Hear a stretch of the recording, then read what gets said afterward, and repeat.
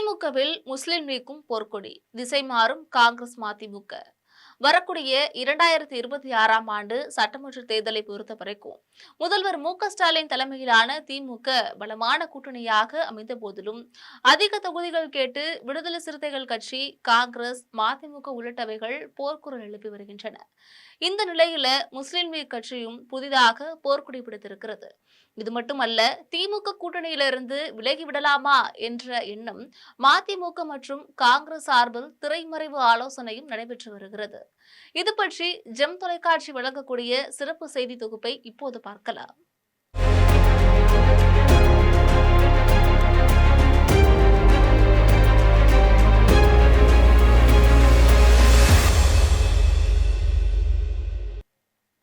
கடந்த 2021ஆம் ஆண்டு சட்டமன்ற தேர்தலில் திமுக கூட்டணி அமோக வெற்றி பெற்று ஆட்சி பிடிச்சது.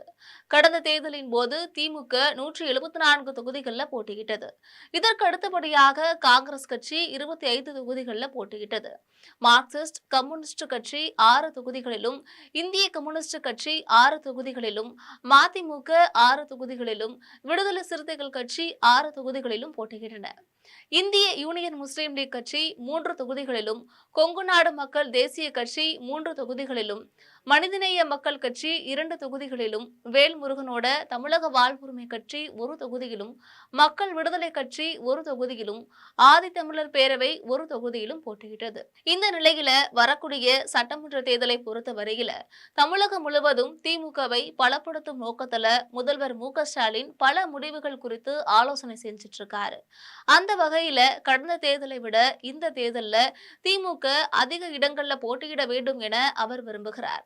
எனவே கூட்டணி கட்சிகளுக்கு கடந்த தேர்தல்ல ஒதுக்கியிருந்த தொகுதிகளை விட குறைவாக தொகுதிகளை ஒதுக்கலாமா என அவர் யோசனை செய்து வருகிறார்.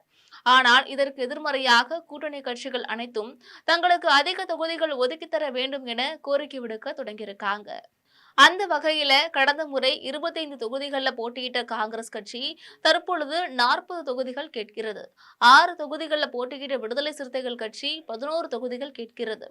இதேபோல் 6 தொகுதிகளில் போட்டியிட்ட மதிமுக தற்பொழுது 9 தொகுதிகளை கேட்கிறது. இந்த நிலையில இந்திய தேசிய முஸ்லீம் லீக் கட்சியினரும் தற்பொழுது கூடுதல் தொகுதியை ஒதுக்கித்தர வேண்டும் அப்படின்னு கோரிக்கை விடுத்திருக்காங்க. முஸ்லீம் லீக் கட்சி சார்பில் மிகப்பெரிய மாநாடு ஒன்று நடைபெற இருக்கிறது. இது தொடர்பான தஞ்சை மண்டல ஆலோசனை கூட்டத்தில் கலந்து கொண்ட கட்சியின் தலைவர் காதர் மொய்தீன் நிருபர்களிடம் பேசும் பொழுது, வரக்கூடிய ஜனவரி மாதம் 28ஆம் தேதி தமிழகத்தில் இருக்கக்கூடிய 8000க்கும் அதிகமான பள்ளிவாசல்களை மையமாக கொண்டு சுவாமிமலை 4 வழி சாலை அருகில் இருக்கக்கூடிய மைதானத்துல ஒருங்கிணைப்பு மாநாடு நடைபெறுகிறது அப்படின்னு குறிப்பிட்டிருக்காரு. இதன் பின்னர் அரசியல் ரீதியாக அவர் பேசும் பொழுது, முஸ்லிம் சமுதாயத்திற்கு எதிரிகள் என யாரும் கிடையாது. இன்று எதிரிகளாக நினைப்பவர்கள் நாளை நண்பர்களாக மாறுவார்கள். இது அரசியலில் சிறந்த பாடமாகும். இந்தியாவில் இருக்கக்கூடிய 4296 சமுதாயங்களுடன் நாங்கள் ஒற்றுமையாக இருக்கிறோம்.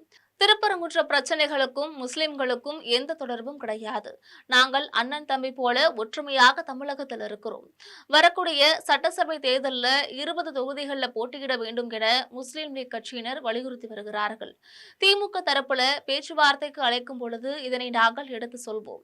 முஸ்லிம்களுக்கு 16 தொகுதிகளை ஒதுக்க வேண்டும் என்று நாங்கள் முன்பு கோரிக்கை வைத்த போது முன்னாள் திமுக தலைவர் கருணாநிதி எங்களுக்கு 16 தொகுதிகளையும் ஒதுக்கி தந்தார்.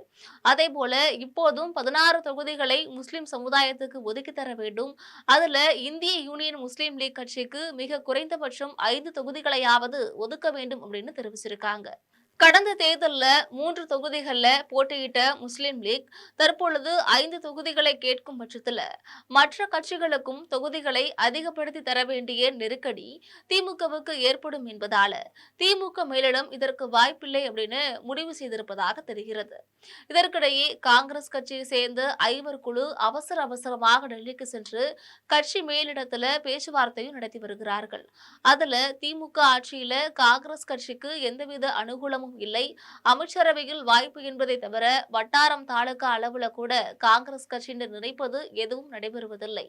இந்த நிலையில தமிழக வெற்றிக் கழகத்துடன் கூட்டணி வைத்தால் அமைச்சரவையில வாய்ப்பு கிடைப்பதுடன் தமிழ்நாடு முழுவதும் காங்கிரஸ் கட்சி செல்வாக்கு பெறும் என்கின்ற ரீதியில சிலர் பேசியிருக்கிறார்கள். அதே சமயம் காங்கிரஸ் மேலிடம் இதற்கு பதில் தெரிவிக்கும் பொழுது தமிழக வெற்றிக் கழகம் ஆட்சி அமைத்தால் மட்டுமே இந்த வாய்ப்பு கிடைக்கும். ஆனால் தமிழ்நாட்டை பொறுத்தவரையில திமுக தான் வெற்றி பெற வாய்ப்பு இருக்கிறது. எனவே திமுகவுடன் கூட்டணி வைத்துக் கொள்வதுதான் நல்லது என பேசி வருகிறார்கள். இதேபோல மதிமுகவை பொறுத்தவரையில தொகுதி பங்கீடு தொடர்பாக வைகோ எந்தவித முடிவும் எடுக்காத நிலையில அவருடைய மகன் துரை வைகோ தங்களுக்கு 9 தொகுதிகள் ஒதுக்கி தர வேண்டும் அப்படின்னு கோரிக்கை வைத்து வருகிறார்.